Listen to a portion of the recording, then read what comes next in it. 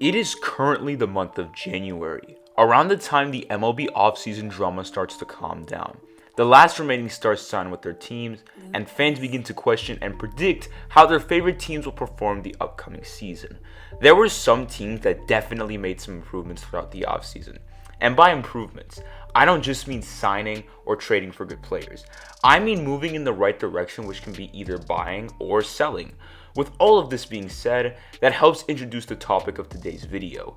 Today, I'll be grading every single MLB team's 2022-23 offseason as of right now. Before we begin, just know that this is my opinion, and my opinion doesn't speak for everyone. So if you disagree with something, please do not get offended by it. But anyways, let's get right into it. Let's start it off in the American League with the Toronto Blue Jays, who get an A. The Toronto Blue Jays have had an interesting offseason. They have been capable of picking up guys like Chris Bassett, Kevin Kiermaier, and Brandon Belt. Picking up Bassett was definitely a good move as the man pitched well in 2022. He had a 3.42 ERA in 181 innings pitched, which isn't bad at all. Picking up Bassett only makes that rotation stronger. Possibly the biggest move made by the Blue Jays this offseason was trading Teoscar Hernandez. This trade done by the Blue Jays may have seemed bad because they lost one of their best hitters, but they were able to pick up some good pitching prospects known as Adam Macko and Eric Swanson. The Blue Jays haven't fully reached the level of World Series contenders, but they are definitely going down the right path. Boston Red Sox, C+. While the Red Sox were capable of picking up decent players like Justin Turner, Kenley Jansen, and possibly the biggest signing, Masataka Yoshida, they still lost some valuable pieces, such as Xander Bogaerts. The man is a 4-time All-Star, 5-time Silver Slugger, and placed 9th for MVP voting last season. By losing Bogaerts, that infield is looking a lot weaker. While they still have Trevor Story and Rafael Devers, losing Bogaerts is equivalent to the Warriors losing Kevin Durant. Bogaerts, Devers, and Story was like the Warriors' big three. Now that Bogaerts is gone, it looks different. And like I said earlier, picking up Yoshida was a good pickup as the man killed the ball in Japan. But as of right now, the man hasn't proven anything in the league, so it's kind of a gamble. We'll see how the season goes for the Sox, but it doesn't look as promising. New York Yankees, A. The New York Yankees probably had one of the most stressful off seasons in a while. They could have lost their MVP, by far one of the best hitters in the league, Aaron Judge. But luckily they didn't. That in itself was a game saver for the Yanks. The Yankees would then pick up one of the best left-handed starters in the National League, Carlos Rodon. Rodon has been one of the most dominant pitchers in the league as of late. He has made the All-Star 2 consecutive years and placed top 10 for Cy Young voting both times. By obtaining Rodon, just like with Toronto, the rotation only gets stronger. The Yankees also re-signed Anthony Rizzo and signed Tommy Kahnle. Yankees fans should be grateful because this offseason could have been way worse for them in so many ways. Baltimore Orioles, D-. The Orioles did practically nothing this offseason. All they did was sign a couple of mediocre players, such as Kyle Gibson and Adam Frazier. Frazier was an all-star in 2021, but regressed like crazy last season. And as for Kyle Gibson, the man posted a 5.26 ERA in 167 innings pitched last year. He's been an inconsistent starter for practically his entire career. The Orioles have improved through the years though. Guys like Cedric Mullins and Adley Rutschman have bright futures. But Mike Elias could have done some special things this offseason, and he should have. Instead, he was just silent, and this will affect the Orioles in their weak spots. Tampa Bay Rays, C. The Rays' offseason didn't consist of many moves. Their best signing was Zach Eflin, which wasn't the worst signing as he posted a 4.04 ERA last season. The Rays would also make a couple of trades revolving around prospects, but besides that, nothing much. The Rays could have attempted finding pieces like a first baseman or some outfielders, because right now, the Rays are looking like a 500 team. We'll see how they'll do in the upcoming season, but judging by how this offseason went, I wouldn't be surprised if they have a mediocre record. Chicago White Sox, B+. The Chicago White Sox offseason started off slow with not so many moves. In fact, it looked pretty bad. Losing guys like Jose Abreu, Johnny Cueto, and even AJ Pollock was going to affect your chances. However, while still losing valuable pieces, they were able to snag a couple of steals, Andrew Benintendi being one of them. While Benintendi didn't seem like he had eye-popping stats, his game was pretty helpful for his team.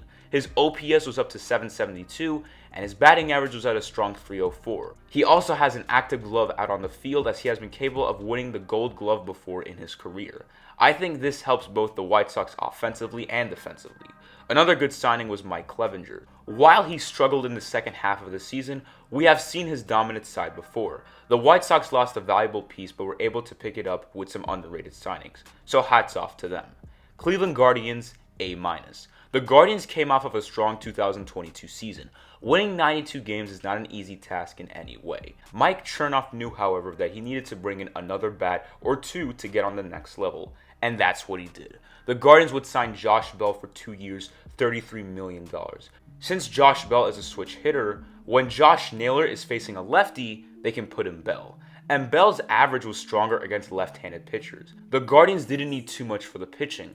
Both the rotation and the bullpen were doing well. One of the bigger problems the Guardians had, though, was their catcher. Austin Hedges was not a helpful player offensively, as his average was down to 163. But this offseason, they picked up Mike Zunino. Now I know, Zunino was just as bad, maybe even worse last season. But Zunino has proven himself before, like in 2021 when he hit 33 home runs. Overall, the Guardians did well. Let's see how it affects the 2023 season. Kansas City Royals, F. The Royals had some options for this offseason. After having a tough 2022 season, the Royals could have done 3 things. 1. Spend some bread and pick up some good players. 2. Sell by trading their best players to work on the farm system. Or 3. Just stick with the same team. Obviously, the third option is a no. The first option could work, but they would have to spend hundreds of millions of dollars. And number 2 would make the most sense. This Royals team just hasn't been working out. And trading pieces like Alberto Mondesi and Salvador Perez could get you some top-ranked prospects. But what did J.J. Piccolo do? Nothing. The Royals picked up a couple of guys who I guess you could call decent ball players, who are known as Ryan Yarbrough and Amir Garrett. But these guys are not going to change your franchise for the better. The Royals should have just sold if you ask me, but they didn't. And at the time I'm making this video, which is January 15th, the Royals haven't traded any of their guys. Let me know in the comments below. Should the Royals buy or sell? But yeah, the Royals messed up this offseason. Detroit Tigers, D+. Just like with the Royals, the Tigers had a rough 2022 season as they lost 96 games. While their roster is pretty weak, they have a great leader for this team, Miguel Cabrera being the mentor and Javier Baez as the star. Since the Tigers have only had him for a season, they can very well build around their star. Their farm system is looking very good with guys like Casey Mize and Spencer Torkelson. The Tigers' payroll in 2022 was $135 million, according to Mike Mulholland. As sad as it is, once Miguel Cabrera retires, this will be an advantage for the Tigers as they will no longer have to pay him $32 million a year. By letting go of that contract, that can get you 1, 2, or maybe 3 All-Stars. It depends who you go for. But the Tigers, just like with the Royals, did nothing. Their only relevant signings was Matthew Boyd and Michael Lorenzen, 2 guys who aren't great pitchers in any way. The Tigers also traded an underrated relief pitcher. They got Jake Higginbotham and Justine Henry Malloy, 2 above average to decent prospects. I'd say the Tigers won that trade, but that's not going to do much for the upcoming season. I do understand how it's a little difficult to spend money on a star when you're paying 2 guys around $20 to $30 million, but they still had options for good ball players who aren't worth much. Minnesota Twins, A. The Twins' offseason could have been way worse. With Carlos Correa rumored to sign with the Giants, then sign with the Mets, Twins fans were definitely stressed out. But luckily, things ended on a good note. Sort of. The Twins picked up some quality bats known as Christian Vasquez and Joey Gallo. Picking up those 2 bats will help out with the starting lineup. As for Correa, yeah, it's good that they got him back, but they are putting $105 million on the line. Correa's injury was very serious, and if he's an injury-prone player, the money will go to waste. But since we are unsure about the future, I'll give the Twins the benefit of the doubt. They got their star back. Oakland A's, F-. The Moneyball strategy is starting to fail for the A's. I don't know why Billy Beane is still using the same technique of becoming contenders, but it's no longer working for him. The A's traded away their catcher Sean Murphy, who has been a good player behind the dish, and because of the Moneyball strategy, they barely spent any money this offseason, meaning they didn't get good players. I'm sorry, but this has to stop. Moneyball works in some cases, but to become the main form of building teams, yeah, I don't think so. The A's messed up big time and are now looking like one of the worst teams in the American League. Los Angeles Angels, B. I would say the Angels did well this offseason. Their biggest problem for the longest time was finding more than one good quality starting pitcher. in comes Tyler Anderson. Anderson came off of what was by far the best season of his career. 15 wins, 5 losses, a 2.57 ERA, and 138 strikeouts. Getting Anderson makes that rotation look pretty good. The Angels also picked up Carlos Estevez, a hard-throwing right-hander who previously played in Colorado. The Angels made some good free agency moves. All they have to do now is start transitioning into heavy contenders. Seattle Mariners, B+. The Seattle Mariners didn't necessarily have the worst offseason. They made a couple of decent signings, such as AJ Pollock, which is a pretty good signing for the bench, and Trevor Gott, who had a rocky 2022 season, but it could have been worse. The Mariners were involved in more trades than signings this offseason, one of them being Kyle Lewis. Lewis did have a great 2020 season as he won Rookie of the Year and placed 17th in MVP voting, but after that, he just couldn't replicate it. He has only played in 54 games in the span of 2 seasons, which is obviously very low. The Mariners got Cooper Hummel. Hummel did have a weak 2022 season, but that was his rookie season. The Mariners also acquired Teoscar Hernandez, which now makes the Mariners' outfield look unstoppable. I would say the Mariners had a pretty good offseason. Picking up Hernandez will help them out in the long run. Texas Rangers, A+. Congratulations, Rangers fans. You guys have one of the best offseasons. Chris Young did a great job. Picking up Jacob deGrom was a great move. The Rangers did come off of a poor 2022 season, but picking up by far one of the best, if not the best starting pitcher in baseball is another step in the right direction. The Rangers also signed Andrew Heaney, who played quite well with the Dodgers last season. They also signed Nathan Eovaldi and traded for Jake Odorizzi. Both have been good pitchers before in their career, and I would say they could still somewhat portray that role. And we can't move on without talking about how they signed one of the best managers of the 2010s, Bruce Bochy, the man who won 3 World Series in 5 years. Now that the Rangers have a manager who knows what it's like winning championships, it should help them out. I believe the Rangers took their next step into contending in the best way possible, and they will be one of the more interesting teams to watch in 2023. Houston Astros, A+. Just like with Texas, the Astros had a very good offseason. They would lose guys like Yuli Gurriel, Trey Mancini, and Justin Verlander, but signing Jose Abreu makes up for most of those problems. Jose Abreu has been in the MVP combo practically every year of his career. He is literally one of the best infielders in the American League, and he will 100% make up for losing Gurriel. The Astros look so much better now with Abreu. Now, losing Verlander isn't great because he was one of their best pitchers. Yes, it will affect the Astros a bit, but I mean, come on. They're still looking very strong. Houston did very well in the offseason. So once again, hats off to them. Miami Marlins, D+. What exactly was the Marlins' plan this offseason? What were they trying to gain? They barely made any good free agent moves. The only good ones were signing Johnny Cueto and Jean Segura, 2 veterans who still play well in the league today. But besides that, not much. The Marlins did make quite a few trades during the offseason. They traded away Peyton Henry, Eliza Hernandez, Jeff Brigham, and a couple of prospects who aren't relevant enough to be mentioned. In fact, none of these guys are really relevant. These trades weren't really going to do anything for the Marlins. This was a pretty bad offseason. The Marlins could have been better. Washington Nationals, C-. The Nationals had a pretty mediocre offseason. Not much was done besides signing a couple of decent pieces. The Nationals would sign Trevor Williams, our relief pitcher who posted a 3.21 ERA. As for hitting, they signed Jaime Candelario. Candelario's stats were regressing during the 2022 season, as his on-base percentage was down to .272. To make matters even worse, the Nationals lost Nelson Cruz and Luke Voigt, which seriously affects the lineup. At this point, the Nationals should focus on progressing their young guys. They have one of the better farm systems in baseball. If they patiently wait for their guys to progress, they can be right back at that top spot they were in a few years ago. Philadelphia Phillies, A. The Phillies got what they wanted in this offseason. They signed one of the best shortstops in the league, Trea Turner. Last year, Bryson Stott was their starting shortstop, and he was a weaker part of the Phillies lineup. But now that they have Turner, their lineup looks 10 times more scary. Having him as a leadoff hitter is insane. While the Phillies got Turner, they also lost some valuable players. Noah Syndergaard, David Robertson, Corey Knebel, and Brad Hand were all helpful players. Nevertheless, this Phillies team is still looking strong and should be back in the playoffs next season. New York Mets, A. Steve Cohen is at it again, people. This time signing one of the best veterans in the MLB, Justin Verlander. Losing DeGrom was catastrophic, but they got Verlander instead. Do I think Verlander is better than DeGrom? No. But do I think it's a great replacement? Yes. The Mets continuously find ways to improve. They also re-signed Edwin Diaz and Brandon Nimmo. So all in all, the Mets did very well, and they should be looking good in 2023. But knowing it's the New York Mets, they will probably find another way to get eliminated. But who knows? We'll see. Atlanta Braves, B-.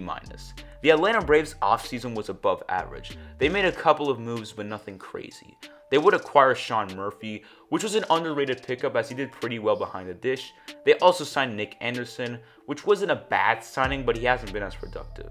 And they were involved in numerous trades. The Braves would also lose valuable pieces like Dansby Swanson and Kenley Jansen, which isn't helpful. The Braves came off of a spectacular season, so they didn't really have much to do. They made some small moves, and they weren't that bad. Chicago Cubs, A-. Well done, Chicago. They went out there and got themselves some hot bats, such as Cody Bellinger and Dansby Swanson. Their lineup is now looking a lot better, so they should win a few more games. The only other thing I would have done if I was the Cubs is attempt to pick up some pitchers, because they posted a 4 ERA as a team last year, which was 21st in the league. If they could have tried to maybe snag a guy in the rotation or a bullpen arm, it could have helped the cause, and I would have given them a higher grade. But they didn't, so it is what it is. But besides that, Carter Hawkins did well. Pittsburgh Pirates, B+. The Pirates did better than I thought this offseason. I thought they would have been less active and make a couple of irrelevant moves. But I was wrong. They got Andrew McCutchen back, signed Carlos Santana and Harlan Garcia, traded for Ji-Man Choi, and for Connor Joe. These are some pretty good moves. Santana still has some pop at his bat at 36 years old. Harlan Garcia typically has an ERA around 2 to 3. Ji-Man Choi is another powerful infielder, and Connor Joe was a little worse in 2022, but still put up some above average stats. The Pirates didn't make blockbuster moves, but they played it smart with signings that didn't involve hundreds of millions of dollars. So good job, Pittsburgh. St. Louis Cardinals, B. The Cardinals lost a few legendary players this offseason. Albert Pujols and Yadier Molina is going to hurt. But if we're talking active stats, losing Yadi is going to hurt a little more. He is still a great catcher despite being 39 years old. Sure, his hitting stats have regressed, but he can still be a beast behind the dish. But as a replacement, they got Wilson Contreras, a man who has been hitting the ball quite well and is still pretty good defensively. The Cardinals played well in 2022, and I believe they can do it again. Getting Adam Wainwright back was also good for this team. The Cardinals' offseason wasn't that bad. Picking up Contreras helps out the lineup for sure. Cincinnati Reds, C. The Reds didn't do anything this offseason that is worth talking about. They signed Luke Maile, but he isn't a great catcher. They also signed Will Myers, which I'd say was a good move, and it does help out with the lineup, but he hasn't been that top hitter since 2017. And they also traded for Kevin Newman, who posted a .276 batting average in 78 games.